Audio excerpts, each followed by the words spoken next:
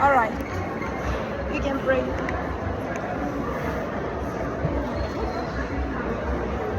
Oui? Seigneur, on va juste te remercier pour tout ce que tu as fait. Pour avoir réussi avec moi ici, Seigneur. Moi, je suis au milieu de nous, Seigneur. Je me reconnaissant de tout ça qui va donner la sagesse et l'espoir pour moi comprendre ta parole.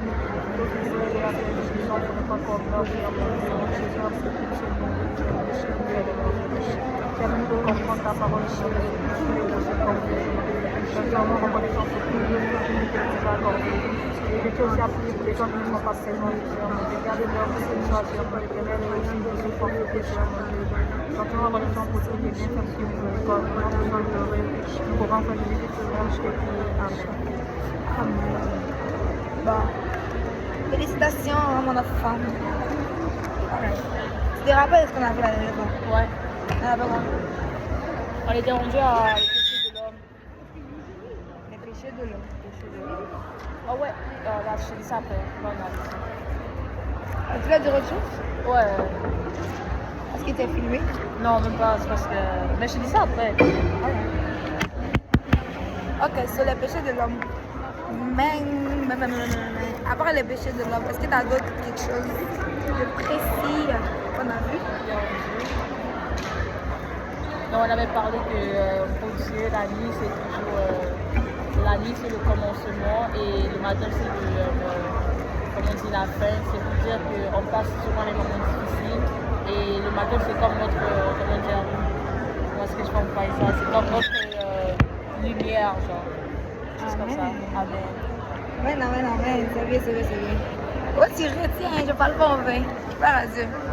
Bon, on a vu aussi la chute de l'homme, comme tu as dit, les péchés de l'homme, mais le péché qui a fait qu'on est rendu là où on est là.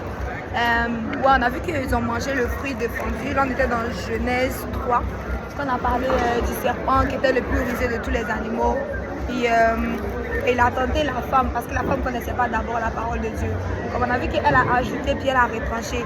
Qu'elle a dit, vous n'en mangerez point, vous n'y toucherez point. Là, elle a ajouté. Puis là, qu'elle a dit, de peur que vous ne mouriez, elle a retranché. Parce que Dieu a dit, si vous mangez, vous allez mourir. Il n'a pas dit de peur, tu vois. C'est ça. Maintenant, on a une chose aussi que je voulais ajouter, c'est que comme, on remarque ici que quand la femme a mangé le fruit, tout était correct. Mais quand elle a donné à Adam, puis Adam a mangé, les yeux de l'un s'ouvrirent. Ça veut dire que autant que quand la femme a péché, il n'y avait rien qui s'était passé. Et c'est quand lui il a péché que comme les deux ont réalisé qu'ils étaient en train de pécher, tu vois. Ça veut dire ici, c'est pourquoi que comme la Bible dit que l'homme est le chef de la famille, il a l'autorité.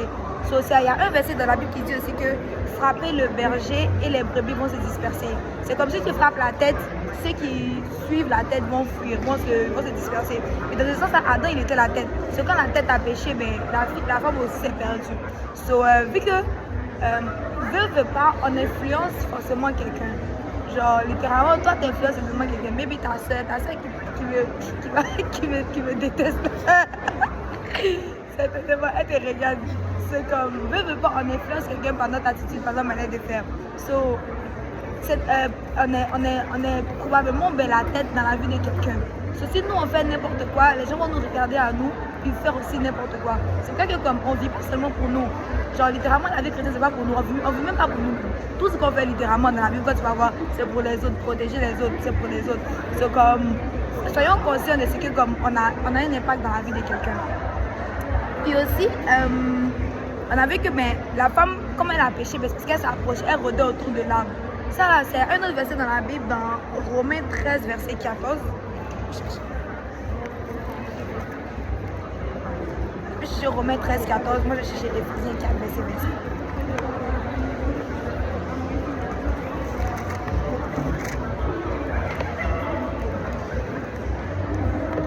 Éphésiens 4, 27.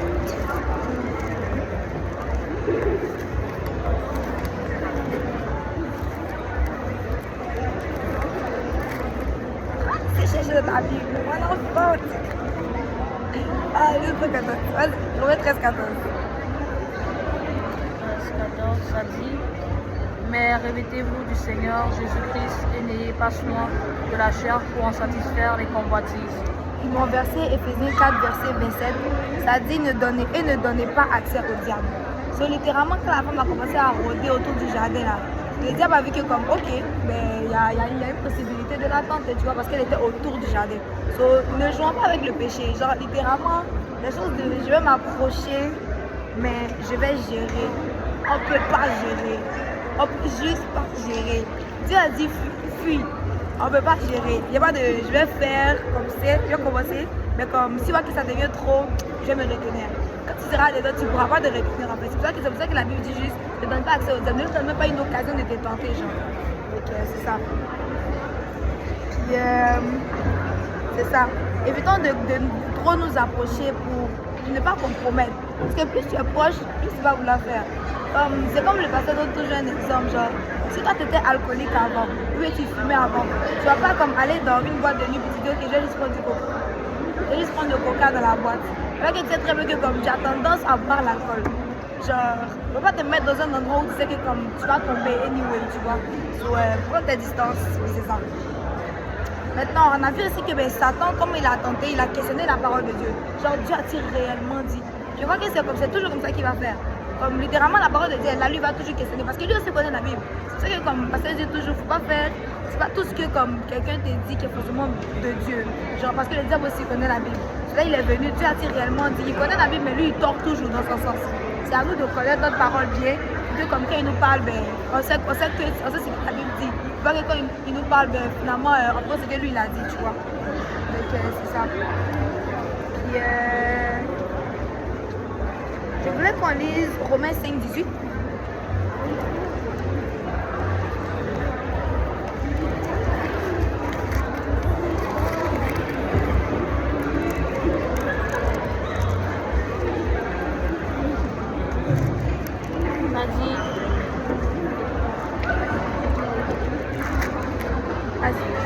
Ainsi donc, comme par un seul offense, la condamnation a atteint tous les hommes, de même par un seul acte de justice, la justification qui donne vie s'attend à tous les hommes. Amen. Cela, ça parle littéralement que comme, parce qu'Adam a péché, nous tous on est rendus pécheurs. Puis parce qu'Adam a péché, la nature est devenue déchue. Maintenant on meurt, on tombe malade. Puis aussi, c'est à cause de ça aussi que comme il y a beaucoup de gens maintenant qui ont des maladies génétiques, les gens vont être déformés avec des maladies bizarres. Tout ça c'est le péché. Parce que l'homme était parfait. Dis-toi que comme, ça il me rappelle passer avoir signé ça une fois. Plus on avance, plus la génétique se dégrade. C'est littéralement ça. Adam et ils ont vécu il y a 900, il n'y a pas 900 ans, mais comme il avait 900 ans quand il vivait et tout. Puis comme disons, durant ces 900 ans là, lui c'était correct là. Et c'est après nous, une autre génération est venue, genre littéralement on a commencé, donc comme ça c'est dégradé. C'est vrai qu'il y a des gens qui vont naître bizarres, malades, déformés, des pauvres enfants. Tout ça c'est à cause du péché. So, le péché amène vraiment la destruction. So, il ne faut pas qu'on vive genre comment je peux être proche du péché sans péché. Genre comment est-ce que je peux être proche des choses que Dieu n'aime pas sans tomber. Tu vois, c'est comme l'exemple que j'ai donné tantôt, genre le bar et tout. Donc c'est ça. Puis aussi, on voit que on va retourner dans notre passage dans Genèse 2. Quand Dieu... Oh oui, 3, c'est ça. Quand Dieu attrape Adam. Attends. Verset 8. Alors ils attendirent la voix de l'Éternel, Dieu, qui parcourait le jardin vers le soir, et l'homme et sa femme se cachèrent loin de la face de l'Éternel, Dieu au milieu des arbres du jardin. Continue. Mais l'Éternel Dieu appela l'homme et lui dit, où es-tu? Il répondit, j'ai attendu ta voix dans le jardin et j'ai eu peur, parce que je suis nu et je me suis caché. Et l'Éternel Dieu dit, qui t'a appris que tu es nu? Est-ce que tu as mangé de l'arbre dont je t'avais défendu de manger? L'homme répondit, la femme que tu m'as mise auprès de moi m'a donné de l'arbre et je n'ai mangé. Et bon. So là, on voit comment le Seigneur, ça se passe après qu'ils aient péché. Puis là, on remarque que c'est eux qui ont péché contre Dieu. C'est eux qui ont désobéi. Mais c'est Dieu qui vient vers eux pour demander à Adam où es-tu. Tu vois? Puis le Seigneur est tellement bon envers nous. C'est vrai que soit littéralement quand on pêche, on a tendance à s'éloigner de Dieu. Parce qu'on est comme, ah, je suis trop sale, j'ai fait ça, c'est sûr que Dieu ne veut pas me voir, tu vois. C'est nous-mêmes quand on pêche, on se sépare de Dieu. Puis littéralement, c'est ça quand Dieu avait dit, quand vous mangez, vous mourrez. C'était ça la première mort. La première mort, c'est la mort spirituelle, être séparé de Dieu. Parce que littéralement, en enfer, là, enfer, c'est quoi? L'enfer, c'est juste qu'il n'y a pas la présence de Dieu là-bas. C'est ça que les gens souffrent. Là, en ce moment, il y a encore la présence de Dieu parce que l'église est là. C'est pas que les gens pensent qu'ils sont heureux parce que Dieu est encore sur la terre, tu vois. Mais en enfer, il n'y a juste pas de présence de Dieu, tu vois. Puis là, c'est pas forcément que le diable va les tourmenter, parce que le diable lui-même, il sera tourmenté. Et les humains, ils vont se rendre compte comme ils sont vraiment. Ça revient à ce qu'on a dit au début. Comme Dieu est notre habitat naturel. Ce qu'on n'est pas dans notre habitat naturel, ben, on n'est pas bien. Et littéralement, en enfer, il n'y a pas de présence de Dieu. C'est pour ça que comme les gens là-bas, ben, ils ne sont pas bien et tout, tu vois.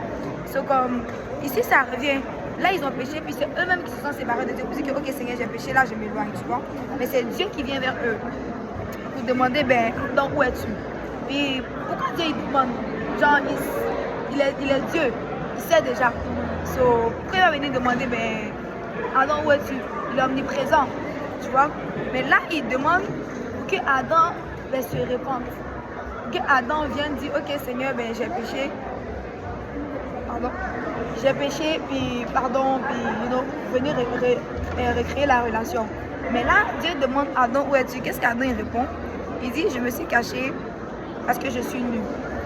Maintenant, Dieu lui demande, qui t'a appris que tu es nu? Encore une fois, Dieu pose des questions. Souvent comme, c'est pas c'est qui a dit ça, mais il a dit comme, on ne demande pas, on pose pas toujours des questions parce qu'on ne sait pas. Si souvent il te pose une question, c'est parce que je connais déjà la réponse. Et là, j'attends que tu me dises de toi-même. Tu vois, quand les enfants, ils ont mangé le chocolat, on dit pourquoi, qui a mangé le chocolat? Il dit c'est pas moi. Donc on voit bien le chocolat sur ta bouche, il dit que c'est pas moi.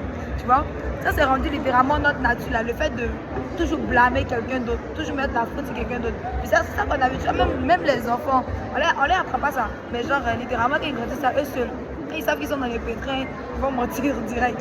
Ça vient de là et tout. Puis c'est ça. Puis là, il dit, qui t'a appris que tu es nu? Puis il dit c'est la femme que tu as mise auprès de moi.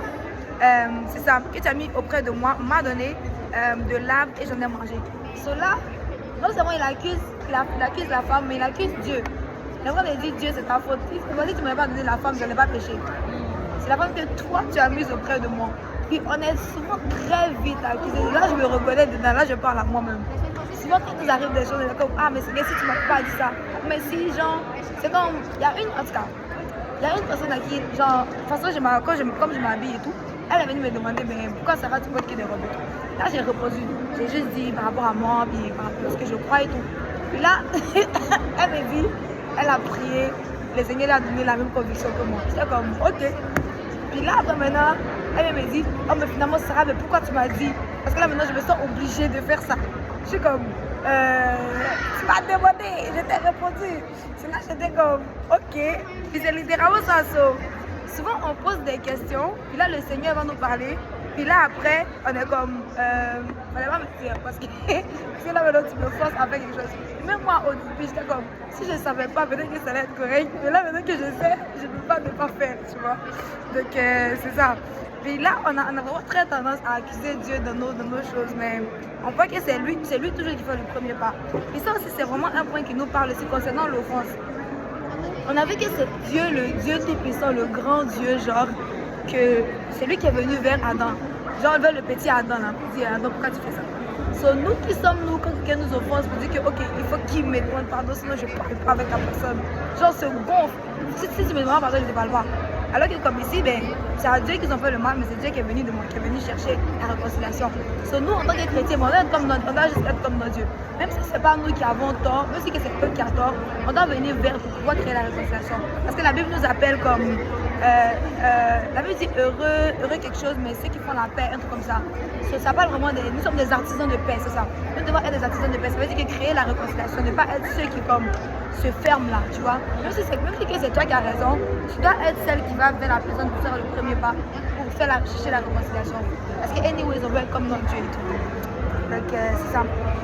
Puis aussi, ben, faut pas qu'on fuit nos responsabilités comme Adam. Genre, c'est la femme que tu m'as donnée. La femme aussi, on va voir que la femme aussi, elle accuse ben, le serpent et tout. So, comme, c'est à cause de ça qu'il faut toujours qu'on se répande, même devant Dieu. C'est ça que le pasteur dit toujours, on ne peut jamais trop se repentir. Genre toujours venir devant Dieu, Seigneur pardon, Seigneur pardon, Seigneur pardon. Parce que veut pas, moi tu vas faire ta journée, et là il t'a prié, tu vas faire, c'est parce que cette personne m'a regardé comme ça. Là tu vas accuser quelqu'un de façon random pour savoir que la personne, c'est pas forcément comme la personne, mais juste inconsciemment, comme on fait des choses comme ça. C'est vrai que comme on a toujours venir se repentir, vraiment, genre nous, reconnaître que comme nous sommes fautifs quelque part, et pas toujours mettre faute sur quelqu'un d'autre, tu vois. Donc c'est ça. Puis là, ben, on va voir les jugements. Après qu'ils ont péché, ben, qu'est-ce qui s'est passé? C'est ça. Le jugement, qu'est-ce qui s'est passé? Ben, on a vu que comme ici, il y a 4 malédictions qui sont tombées. Comme sur le diable, sur la femme, sur la terre et sur l'homme. On va lire Genèse 3, versets 15 à 19. Un verset, un verset. Je mettrai inimitié entre toi et la femme, entre ta postérité et la postérité et sa postérité. Celle-ci t'écrasera la tête et tu lui blesseras le talon. Et il dit à la femme, j'augmenterai la souffrance de ta grossesse, tu enfanteras avec douleur et tes désirs se porteront vers ton mari, mais il dominera sur toi. Il a dit à l'homme, puisque tu as écouté la voix de ta femme et que tu as mangé de l'arbre au sujet duquel je t'avais donné cet ordre, tu n'en mangeras point. Le sol serait maudit à cause de toi. C'est à la force de peine que tu en tireras ta nourriture tous les jours de ta vie. Et il te produira des épines et des ronces, et tu mangeras de l'herbe des champs. C'est à la chair de ton ventre que tu mangeras du pain jusqu'à ce que tu retournes dans la terre où tu as été pris, car tu es poussière et tu retourneras dans la poussière. Adam donna à sa femme le nom d'Ève, car elle a été la femme de tous les vivants. L'Éternel dit, fit à Adam et à sa femme des habits de peau et il en revêtit.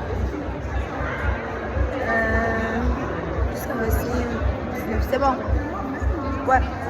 Donc, là, on voit ben, les 4 malédictions, comme on a dit. Premièrement, Dieu a puni le diable quand il a dit, ben, c'est ça, puisque tu as fait cela, tu seras maudit d'abord entre tout le bétail et tous les animaux des champs. Là, déjà, il a maudit et le serpent et le diable. Parce qu'on a vu que c'est le serpent qui était utilisé. Comme j'avais dit là, le serpent, il avait des pattes normales. Mais comme Dieu a enlevé ses pattes, et là, il rentre. So, comme là, maintenant, c'est pour ça que la Bible dit qu'ici, tu mangeras maintenant de la poussière tous les jours de la vie. Puis là aussi, le fait de manger de la poussière, ben, on voit plus tard ici que comme Dieu dit que tu es poussière et tu ne continueras poussière. Il parle de nous. So, littéralement, le serpent, ben, lui, il a sa malédiction. Mais le diable aussi, lui, sa nourriture, c'est la poussière. So, premièrement, comme nous sommes des enfants de Dieu. Puis littéralement, le diable, il est toujours sur nos pieds. Genre, ça, c'est quelque chose que comme moi, en tout cas, même si c'est juste qu'ils sont devenus trop comme Pasteur Karosi, je sais pas. Mais c'est juste comme, dans ma tête, je suis comme, il y a des choses, on n'a vraiment pas besoin de se battre pour ça. La Bible dit, nous sommes plus que vainqueurs. Tu vois? Et là, c'est quelque chose que j'ai compris, un principe. Plus tu crois aux démons, plus ils vont être là. C'est vrai qu'on ne croit pas, on sait qu'ils sont là, on voit littéralement souvent des choses qui sont démoniaques et tout. Mais comme, tu vas marcher dans ta vie tous les jours, oh, il y a des démons, il y a des démons, il y a des démons, il y a des démons. Plus tu crois qu'ils sont là, plus ils vont être là en fait. Parce que si tu donnes au diable le pouvoir d'être omnipotent, ben lui il est fier. Parce qu'il y a deux choses, le diable il aime quand tu crois qu'il est là, il est partout. Il aime aussi quand tu crois qu'il n'est pas là. Quand tu crois qu'il n'est pas là, il peut te faire du mal. Puis là tu penses que c'est juste toi. Quand tu crois qu'il est partout aussi, il va te faire du mal. Parce que tout ce qui va t'arriver, tu vas penser que c'est lui, il est glorifié. Alors que c'est Dieu qui est omniprésent. C'est Dieu qui est partout sauf. Mettons qu'on entend que comme notre Dieu c'est lui qui est le plus grand. Tu vois, puis littéralement ça dit que le diable il mange de la poussière. So, c'est pas dit qu'on doit vivre maintenant notre vie relax là, plus prier, plus rien faire. Au contraire, moi en ce moment je me dis, parce que j'étais dans une phase où comme je luttais pour prier, j'arrivais pas à prier, j'arrivais pas à gêner. Là j'étais comme, littéralement, en ce moment je me dis comme, je dois juste rendre le diable fâché en fait. C'est juste ça qui est ma motivation maintenant. Je suis comme, je dois le rendre fâché. So là je suis comme je sais que tu n'aimes pas que j'étudie la Bible, je vais lire la Bible. Comme je sais que tu n'aimes pas que je prie, je vais prier. Comme je sais que tu n'aimes pas que je jeûne, je vais jeûner. C'est juste le fait de maintenant, je suis comme, je dois le rendre fâché. Je dois le rendre fâché. Il m'a trop énervé, je dois le rendre fâché aussi. Tu vois? C'est comme, il est sous nos pieds. Et puis même dans cette phase-là, le Seigneur était toujours avec moi. Le Seigneur me gardait. Parce que c'est notre Dieu qui est le plus grand. C'est pas lui, tu vois. C'est comme, il mange de la poussière tous les jours. Il ne faut pas qu'on lui donne le pouvoir d'être omnipotent, d'être omniprésent. C'est Dieu qui est omniprésent, c'est pas lui. Donc c'est ça. Puis aussi, il mange de la poussière. Ben, nous sommes poussière aussi. So, littéralement, il mange notre chair. Quand ça veut dire quoi? Ça veut dire que comme sa nourriture, en fait, c'est ça là, de notre chair, de nous tenter, de nous faire tomber. C'est sa nourriture de venir comme te tenter, de faire les choses là pour que tu tombes et tout. So, même si que comme à la fin, il sait qu'il est déjà vaincu, il va essayer de mettre des choses dans ta tête, de t'amadouer parce que c'est sa nourriture. En fait, genre te faire tomber, c'est lui sa nourriture, tu vois. So, c'est pour ça que je dis, comme, faut te minder déjà. Parce que quand il va venir te doter là, tu fais, anyways, mon gars, t'es sous le pied. T'es sous mes pieds. So là, je vais faire ce que j'ai à faire parce que t'es sous mes pieds, tu vois. Donc c'est ça. Ne pas lui donner l'autorité qu'il n'a pas en fait. Il n'a rien. Puis ensuite, ben, il a maudit la femme, la souffrance des grossesses. Là maintenant, ben, à cause des Ève, nous tous on souffre. Puis aussi, ben, il a dit, tes désirs vont se porter vers ton mari. Ça là, c'est une malédiction. Les femmes, elles aiment ça à la partie. Parce que comme quand on est marié, on est comme, ah, je vais partir de mon mari, il va tout me donner. Là, je veux un sac Michael Kors. Mes désirs vont se porter vers toi. Achète les sacs Michael Kors. Je veux les sacs Gucci. Achète les sacs Gucci. Ok, donc c'est normal. Mais c'est là, littéralement. Il n'y a pas de 50-50. Non. Elle lui dit que l'homme est le pourvoyeur. C'est ça. Mais ça, là, il dit 50-50 et tout. Genre, non. La génération est en train de devenir comme ça. T'as un stylo? Il faut que je... Il n'y a pas 50-50. Mais comme Pasteur dit toujours, dans le mariage, c'est pas 50-50. Combien c'est 30-50 ou... Non, c'est 100%. On est 100%. Hold on. J'arrive. Ah, tu vas garder ton argent pour toi. Les filles sont comme ça. C'est où ça? C'est... Le verset 16. C'est 100%. Pourquoi? Ben, dans le sens où comme, on dit qu'il faut une seule chair là. Sa chair est censée être ta chair. Donc, anyways, je sais que c'est toi qui vas porter le sac Gucci et que lui porte le sac Gucci là. Genre, vous mettez votre argent ensemble. Parce que c'est juste ça être chrétien. Quand tu... Il y a ton visage qui est en tout cas, moi je te répète ce qu'on me dit. Et je crois ça. Mais c'est 100%, mais déjà, à ce temps de ne pas avoir un mari qui est très dépensé. Parce que s'il est dépensé, tu veux 100%, mais tu vas finir l'argent. Mais alors que si c'est toi qui est dépensé aussi, tu vas finir son argent à lui. Donc, vous deux, vous mettez tout ensemble. Mais là, pour ce qui est des détails. T'as dit c'est lui qui paye tout, Comment? J'ai pas dit c'est lui qui paye, mais c'est lui qui paye tout, mais c'est comme il est le pourvoyeur. Ça veut dire que tu peux rester à la maison et ne pas travailler. Ça, c'est quelque chose. Mais si vous êtes d'accord, genre, c'est lui qui va venir avec l'argent. La Bible dit que c'est lui, l'homme, c'est lui qui va venir avec l'argent. Mais si tu as fait un revenu, tu veux garder ton revenu dans ta poche. Vous êtes mariés, tu es censé être vous deux. Mais après, ça, les détails, on peut demander à pasteur. Pourquoi pas? Hein? Pourquoi pas? Pourquoi pas? Tu les donner dans ta poche. Pourquoi pas? Ma chérie. En tout cas, ça, c'est un domaine que je ne sais pas marier. Non, mais il ne se pas marié. Il ne peut pas me demander beaucoup. Il va répéter ce qu'on m'enseigne. Mais, en fait, des désirs là, ça c'est littéralement comme ça. C'est pour ça que comme les femmes elles aiment aller demander l'argent aux garçons. Tu sais, si tu es en couple, tu veux l'argent de ton gars, tu veux l'argent du mari, tu veux l'argent, tu veux que le monsieur te paye les choses. Parce que c'est une malédiction. C'est littéralement une malédiction qui est sur nous, avoir les désirs. Mais c'est une malédiction que les femmes aiment, mais en même temps comme faut pas que comme ça devienne comment dire, faut pas que ça devienne le centre. Parce que littéralement ça dit tes désirs, pas tes besoins. Ça veut dire que l'homme il est censé pouvoir dans la maison. Ça veut dire que s'il vient, il paye la maison, il paye l'électricité, il paye tout. Ça c'est tes besoins, tu dois vivre. Mais les désirs de sac Gucci, sac Michael Kors et tout, faut pas que comme à cause qu'ils te donnent pas le sac Gucci, tu commences à bouger dans la maison. Littéralement, il y a des femmes qui font ça en vrai. C'est ça. C'est pas que parce qu'ils te donnent pas ce que tu veux, là tu commences à être, bizarre dans la maison et tout. C'est vrai que comme en tant que nous femmes chrétiennes, on doit être des femmes vertueuses, des femmes de Proverbe 31. Proverbe 31, c'est elle qui travaille. Elle apporte l'argent à la maison. Proverbe 31, c'est elle qui travaille. Tu vas voir que comme, la Bible dit que même littéralement son mari fait rien. C'est pas qu'il est au chômage, mais c'est juste que comme, elle travaille tellement que les gens font juste élever son mari pour dire, ah ta femme est comme ça, hein. Ta femme est comme ça. Parce qu'il voit que la femme se bat aussi, tu vois. C'est comme, nous femmes chrétiennes, on doit être femmes de Proverbe 31. Oui, nos désirs vont se porter vers nos maris parce que comme c'est une malédiction. Faut pas que ça devienne ça le sang. Si tu veux ne pas le sac, ok. toute façon, je peux être de moi-même, tu vois. Parce que Dieu aussi a fait de moi, mais une femme ne pouvait pas être, tu vois. Donc c'est ça. Là, on laisse ça non plus. Le diable va passer par là pour nous détruire notre pays musulman, là, genre. Donc c'est ça. Et là, ben, ici, ils m'ont dit, l'homme, comme on a dit, ben, il doit travailler, c'est comme on vient de dire, à la sueur de son front. Le sol, ça va être difficile pour avoir la nourriture et tout. Puis aussi, après ça, il m'ont dit aussi la terre et tout, ben, qui va produire des épines et des ronces. Puis là, on voit que même dans la malédiction, après, Adam, il donne à sa femme le nom d'Ève, car elle est la mère de tous les vivants. Il donne ce nom-là parce que, comme on a vu, non seulement Dieu a maudit la femme, mais même il a béni la femme. Genre, quand il a parlé de la postérité de la femme, la postérité de la femme, c'est qui? Are you sure? La postérité de la femme. Ouais. Il a dit, ben, je mettrai une inimitié entre toi et la femme, entre ta postérité et sa postérité. Pas les descendants de la femme. Non. Ici, la postérité, ici, c'est Jésus. Cela, depuis l'Ancien Testament, depuis la Genèse, Dieu parlait déjà de Jésus. Il parlait déjà de Jésus qui va venir. Tu vois? So, littéralement, la Bible, c'est Jésus qui va venir, Jésus qui vient et Jésus qui reviendra. Tu vois? Tout c'est ça. Cela, il parle déjà de Jésus que comme elle, ben, au travers de la femme, ben, Jésus va venir. Tu vois? Là, on a vu que ben, Jésus est venu par une femme sans semence d'homme. Il est venu par le Saint-Esprit. Genre, le Saint-Esprit a mis la semence là dans Marie. Tu vois? Sur la postérité de la femme, ça veut dire qu'il n'y a pas eu de semence d'homme. C'est pour ça qu'il s'appelle la postérité de la femme. Puis ici, il dit que celle-ci t'écrasera la tête et tu lui blesseras le talon. So, blesser le talon, pourtant ça veut dire quoi ici, tu penses? Quand on va c'est bon, on va écraser sa tête, on va tuer. C'est ça. C'est comme. L'autre blessera le talon, c'est-à-dire le second, parfois il peut essayer de s'échapper, il va nous piquer et tout. Amen.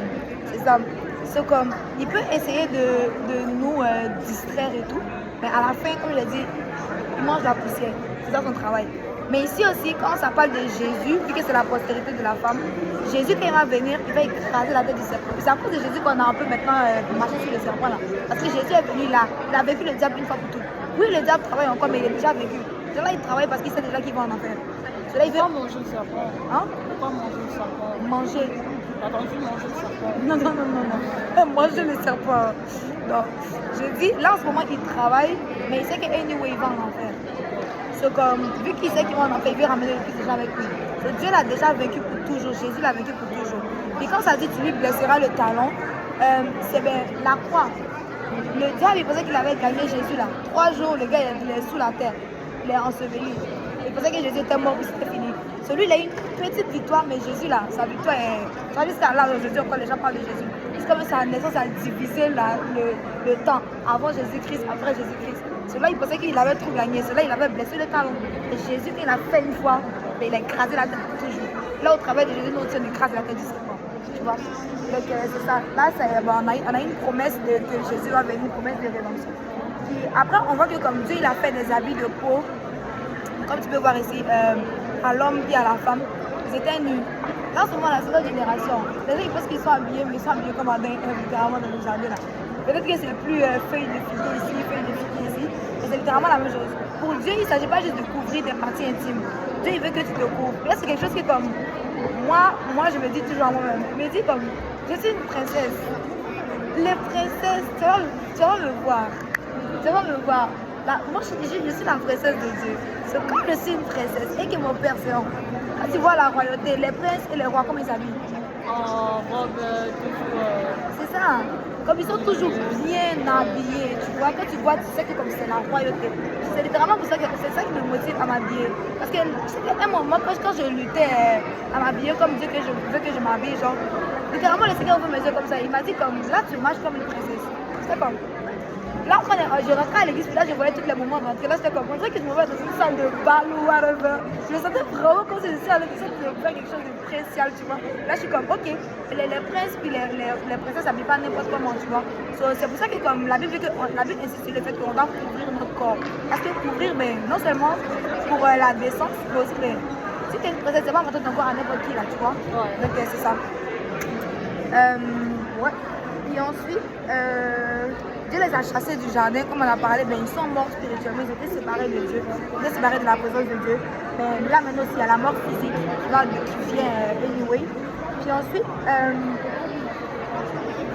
on voit que la Bible dit, au verset 24, tu peux lire.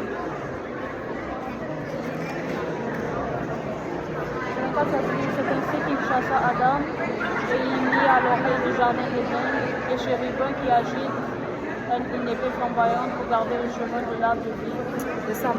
Ceux-là, comme il les a chassés, là, il a mis un ange devant qui agite une épée. Puis là, l'épée, ça te fait penser à quoi?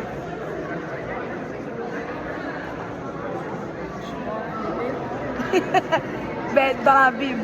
Pour toi, l'épée, ça représente quoi? Moi et le péché. Non. L'épée, ça représente la parole de Dieu. Il y a un verset qui dit ça. Attends, je te montre. Ça dit que la parole de Dieu est une épée à double tranchant. Je sais pas si c'est précieuse ou assez tranchante pour séparer moelle et jointure.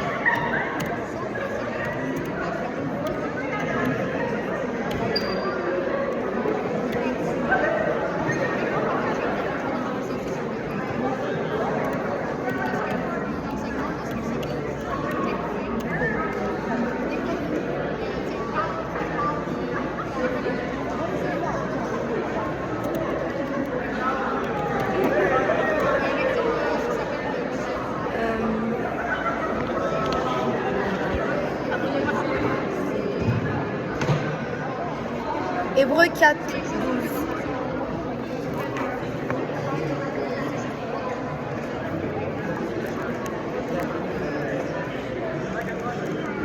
Où Hébreu? Après Timothée.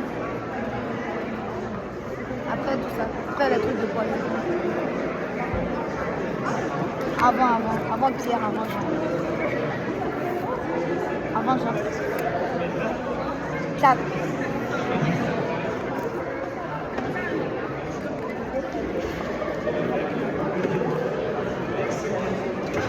Hébreux 4, ça dit, car la parole de Dieu est vivante et efficace, plus tranchante qu'une épée quelconque à deux tranchants, pénétrante jusqu'à partager âme et esprit, jointure et moelle.